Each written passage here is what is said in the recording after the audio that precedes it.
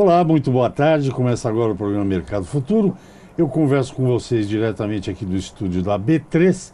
O novo nome da bolsa é Bolsa, aliás, é Brasil Bolsa Balcão, B3.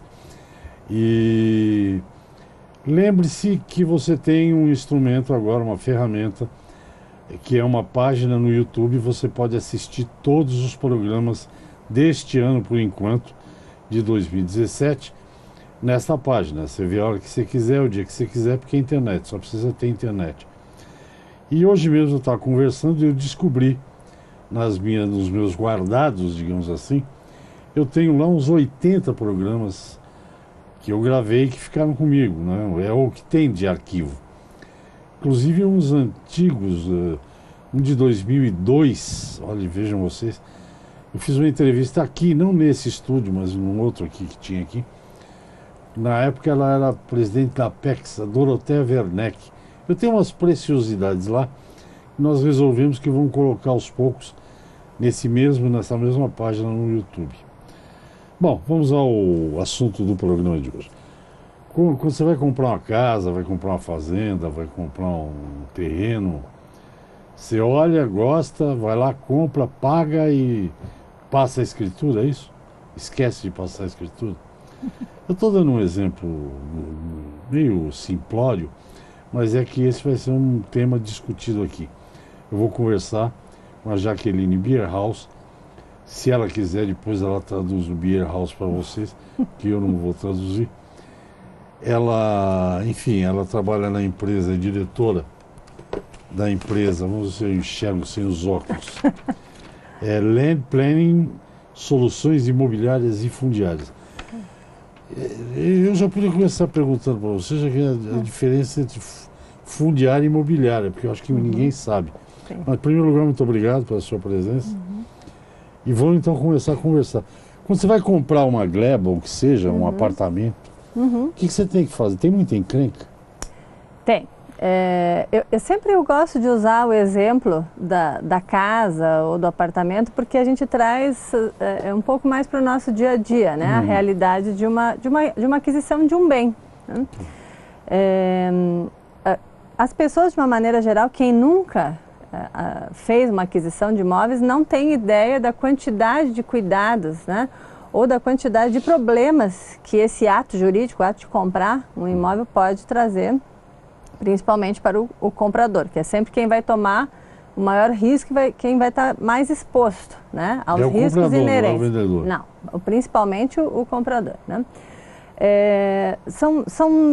Vamos dizer assim, podemos dividir em três segmentos importantes, né? Um é relativo à situação documental do imóvel em si, né? Se existe matrícula, se o bem está devidamente registrado, com todas as suas dimensões, benfeitorias, divisas, confrontantes e qualquer outro ato que seja importante, que venha a constar à margem da matrícula, né? A matrícula é como se fosse um RG, né, do imóvel. Outro ponto importante é em relação à documentação do vendedor, né? Porque os bens, eles, em última instância, eles, fazendo parte do patrimônio daquele vendedor, eles podem estar, de alguma forma, alienados ou arrolados em dívidas anteriores do vendedor. E isso, em algumas situações, pode tornar uma negociação feita até algum tempo atrás, pode tornar o seu efeito nulo, né? Ou seja, o negócio pode ser desfeito para, eventualmente, por conta de algum problema daquele vendedor, o bem ser usado para a quitação de alguma dívida, né? E o terceiro ponto, que hoje é o que está mais, vamos dizer assim, um pouco mais, um assunto um pouco mais nervoso, é em relação à questão ambiental. A regularidade ambiental, e aí, lógico, quando a gente fala de imóveis rurais, isso é muito mais importante, né? Também são pontos, são requisitos que devem ser olhados no momento de uma aquisição. Tá? Quer dizer, quando você vai comprar um sítio, uma fazenda, uma gleba, Sim. hoje você tem que olhar se ela está ambientalmente adequada à legislação, é isso? Ah, sim. Porque se você comprar, mesmo não tendo sido você que desmatou, tirou beira de rio, Depois que você comprou, a responsabilidade passa a ser Exato. Uau! Exatamente, porque aquela condição, ela acompanha o bem, ela acompanha o imóvel, ela não acompanha necessariamente o proprietário. E a partir do momento que você transmitiu o bem para outra pessoa, você transmitiu ele com seus ativos e com seus passivos, né? Então é um item de fundamental importância que seja analisado no momento de se adquirir um imóvel, né? Depois que foi publicado, né, que se tornou lei o Código Florestal, né, houve aí um período muito grande de adaptação para as novas regras referentes à questão ambiental, né? A principal ferramenta que foi criada para auxiliar o controle das regularidades ou das irregularidades ambientais é o CAR, o Cadastro Ambiental Rural. Okay. Né? Nesse cadastro, proprietários ou possuidores dos imóveis, que são coisas distintas, né? Eles devem declarar através de um sistema eletrônico, preenchido pela internet, toda a ocupação e toda a condição do imóvel, né? Então, nesse documento, você dá publicidade, você torna público qual é a condição ambiental daquele imóvel. E uma vez você estando irregular, ou seja, não estando em conformidade com o Código Florestal e essas novas regras, você tem a possibilidade de se adequar dentro de um período. Foram criados mecanismos para isso, tem um não é? prazo e tal. Exatamente. Mas você lida com esse negócio de compra e venda.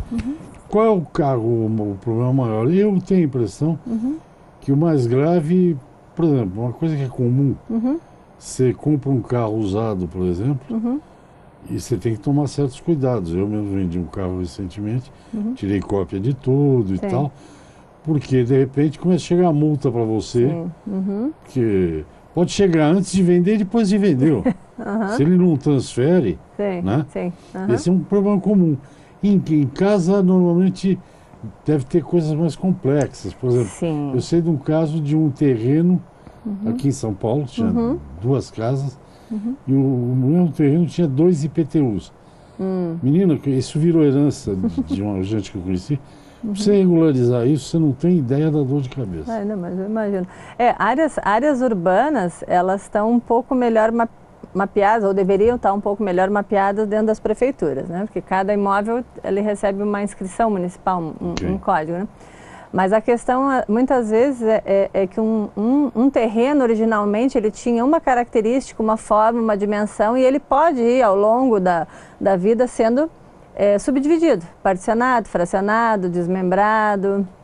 E isso, muitas vezes, causa algum tipo de confusão, porque sempre que você vai transformar um imóvel, diminuindo o seu tamanho, seja através de um desmembramento, de uma partilha, de algum tipo de divisão, ou aumentando seu tamanho, incorporando novas áreas, você tem que, vamos dizer assim, você tem que neutralizar os registros anteriores, abrir um novo registro com a nova condição.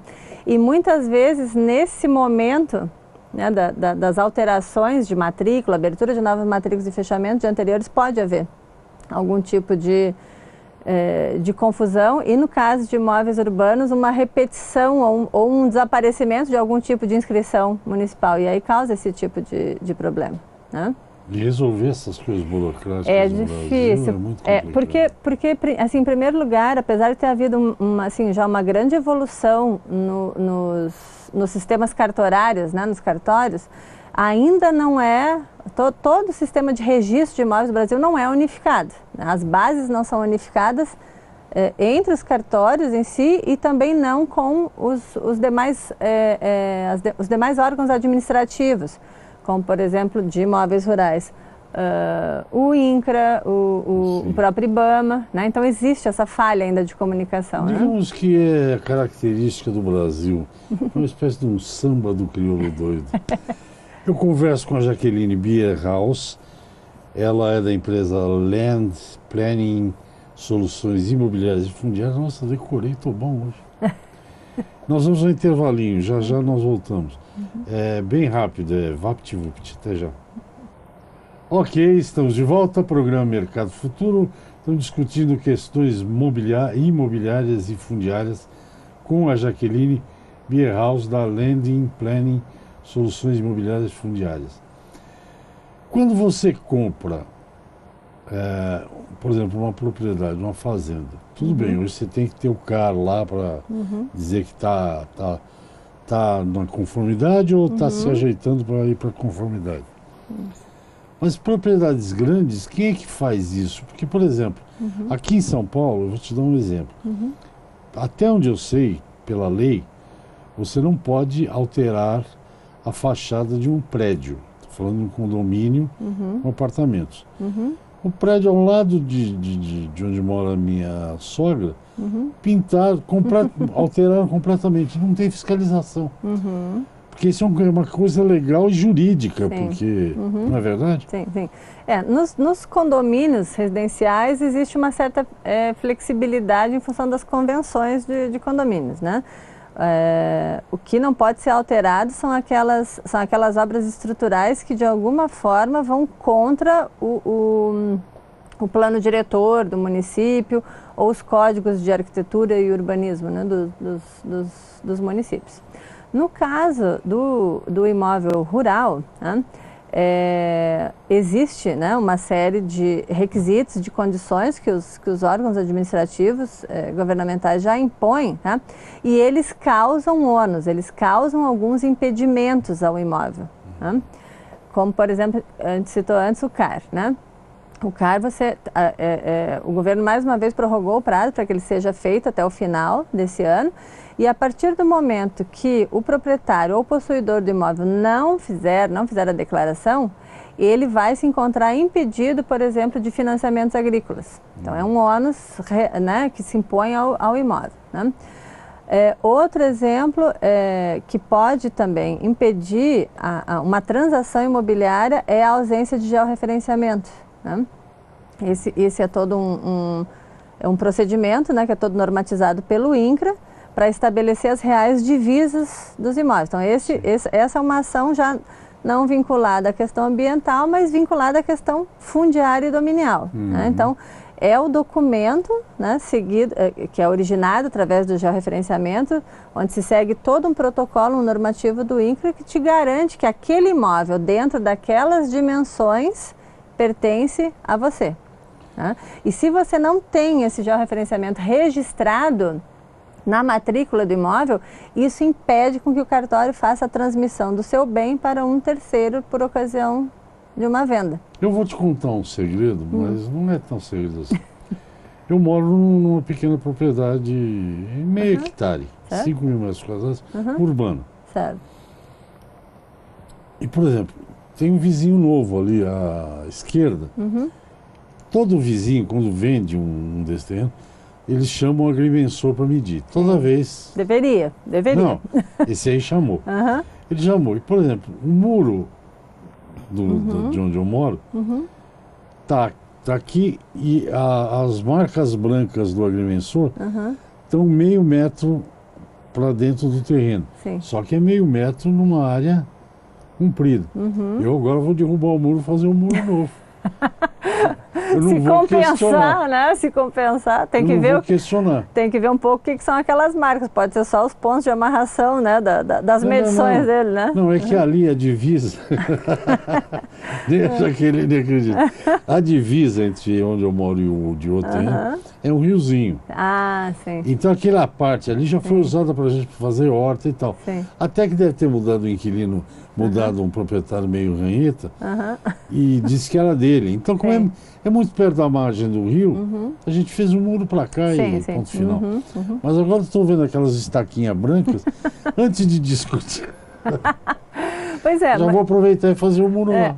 Mas é justamente essa proteção... Porque eu não vou mandar medir o meu de novo, Não, porque vai dar um trabalho e é caro. É justamente isso, essa garantia que o GEL te dá, tá? Você, como proprietário, você indica onde são as reais divisas, né, do seu imóvel. E aí, claro, muitas vezes essas divisas elas coincidem com que são os chamados acidentes naturais, né? Rios, estradas, cumieiras de morro, divisores de águas, né? Isso facilita muito, né, a localização das divisas. E as empresas que fazem o serviço de topografia, elas são obrigadas a implantar marcos, né, marcos geodésicos, com a coordenada geográfica, o nome da empresa, implantados em morões, né, aí, o material pode ser bastante variável, mas lógico, não pode ser em madeira, nada facilmente retirado, para justamente aquela divisa ficar extremamente bem delimitada. E uma vez o levantamento topográfico e a implantação dos marcos tendo sido feita, a empresa ela corre todos os confrontantes e pede anuência, assinatura, né, daqueles confrontantes nesse mapa, e esse mapa passa a ser um anexo do registro desse imóvel, e você não tem mais, salvo algum tipo de ação que derrube o seu georreferenciamento, mas é muito difícil, né? Você fica com a garantia de que aquela propriedade com aquelas exatas divisões é sua. E tem umas coisas curiosas, por exemplo, não sei se hoje existe, mas lá nesse terreno que eu moro, por exemplo, tem uma parte do lado de cá do rio, tá, onde a gente fez a abertura, que é onde tem a estradinha, e tem uma parte do lado de lá do rio que também é nossa, faz parte do... Essa parte de lá, por exemplo, teve um prefeito na cidade que ele, para preservar, que ali é a área urbana, ele deu descontos no IPTU. Então, por exemplo, muito mais da metade desses 5 mil metros é Mata Atlântica, porque lá é Mata Atlântica. Então, preservar há 70 anos que ninguém mexe. E nem pode. Não, agora não pode mais. Nem pode. Hoje não pode mais, mas antigamente podia, né? Sim. É que a legislação, ela também foi sendo atualizada, né? Na área rural, qual é o problema que a Land lida mais? Só pra gente... vocês tentam resolver. Tem de tudo, né? Mas principalmente essas questões que a gente chama de questões dominiais, para determinar de quem é o domínio daquele imóvel, né? Então, determinar exatamente de quem e quanto é daquele proprietário, né? Questões de regularização de tributos, como você deu bem o exemplo, né? No caso de uma negociação imobiliária também, você tem que estar com os últimos 5 anos de tributos em dia, né? Existe, né, assim também, hoje principalmente com a questão do Código Florestal, você consegue fazer um estudo ou um aproveitamento um pouquinho diferenciado do que são chamadas as áreas úteis, né, e as áreas de preservação, né? Então, tem coisas regularizações dessa natureza, partilhas, né, onde você tem que fazer divisão de bens, dividir quinhões entre herdeiros, tudo que se refira à regularização da condição ambiental do imóvel, seja através de auxílio nas declarações do CAR, nas partilhas, contestações de TRs, né? Isso é uma coisa que a gente vê muito, né? Hoje em dia, a Receita Federal ela tem uma parceria muito firme com o Ministério das Cidades, e cada município que é responsável pela fiscalização, né, dos ITRs, apesar de ser um tributo federal, né? Quando o município colabora fornecendo dados de valor de terra nua base para a Receita, ele tem direito a usufruir parte do imposto que foi recolhido no município. Isso não deixa de ser uma coisa boa, né? Mas essas tabelas fornecidas pelos municípios, e que são públicas, elas ficam afixadas nas secretarias de agricultura, nos sindicatos rurais, é necessário que se dê publicidade, mas muitas vezes elas não condizem com a situação mercadológica de um determinado imóvel, né? E quando você faz a declaração também, que é um ato declaratório, o ITR, muitas vezes a Receita contesta, né, o valor tributado. Então, nesse sentido também a gente dá muito apoio nessas questões de desapropriação também, depois né? do intervalo. Essa questão do ITR é importante, porque o Supremo diz que tem que cobrar, que é legal, e os municípios, como eles vão ficar com dinheiro, alguns municípios elevaram o valor da terra nua, Tanto que eu conheço um monte de fazendeiro que se juntou, foi lá, contestou e baixaram de novo. É isso mesmo. Bom, esta moça é a Jaqueline Bierhaus, da Landing Consulting, Soluções Imobiliárias e Fundiárias. Já já a gente volta para dar uma arredondada nessa conversa. Até já. Este é o programa Mercado Futuro, que você me vê aqui conversando com a Jaqueline Bierhaus, da Land Planning Soluções Imobiliárias e Fundiárias. Jaqueline, eu descobri, experiência própria, você herdar pouco, é uma droga. Herdar pouco é um terror. Eu tive uma pequena herança, mas muito pequena. Só para falar morreu o pai, depois logo morreu a mãe. Só de ITBI, que eu paguei 2 vezes, a herança era a mesma. É que herança deve ser uma encrenca de terra, deve ser um problemão para a Land aí, né? É um ponto difícil, porque infelizmente assim, nós não temos a tradição, a cultura de nos preparar para o momento das sucessões. Tem que ser quando está vivo, né? O melhor é. É um assunto que as pessoas não gostam muito de falar, mas a melhor coisa é se preparar, né, para essa sucessão enquanto todos ainda estão nas suas plenas faculdades, né, e podem conversar, né? Quantas certezas você tem na vida? Só que vai morrer, né? Bom, então... O ideal seria, né? Tem que fazer tudo antes de... E existem mecanismos... E aí é usufruto aquele negócio? Sim. Existe uma série de instrumentos jurídicos, uma série de mecanismos que permitem com que, vamos chamar assim, o patriarca, né, continue na atividade, continue na posse do imóvel, e que aquelas ações previstas, né, após a sua morte ocorram de forma tranquila e bem combinada entre os familiares, porque senão realmente fica difícil.